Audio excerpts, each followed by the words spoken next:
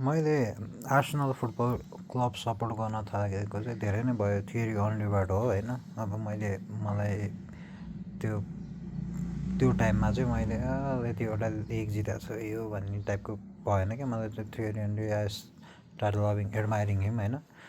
अनि मैले सपोर्ट गरेँ। अनि त्यसपछि त्यो पहिले चाहिँ होइन अफोर्ड गर्नै नसक्ने क्या। अब त्यही त हो नि, अफोर्ड गर्नै सक्दैन थियो। अनि पछि जब लाइक आई स्टार्टेड वर्किङ अनि त्यो पछि चाहिँ मैले अब एज अ फ्यान होइन। अब अहिले चाहिँ म त्यति धेरै फुटबल पनि हेर्दिनँ, तर आई स्टिल सपोर्ट होइन आर्सेनल।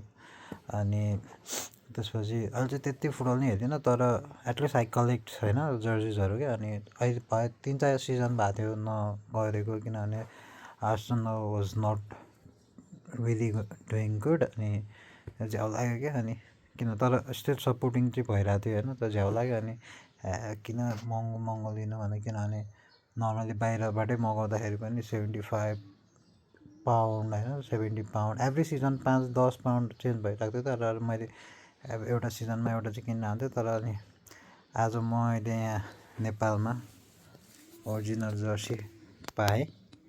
अनि 9490, बट मैले हेभी डिस्काउन्ट पाएको थिएँ, त्यही भएर किनेको होइन। अनि आई डोन्ट रिग्रेट इट है, किन भन्दाखेरि अब त्यही हो, पहिलेदेखि नै कलेक्ट गरेर आउँथेँ। अनि आज म आइएम ह्याप्पी कि मसँग यो जर्सी छ।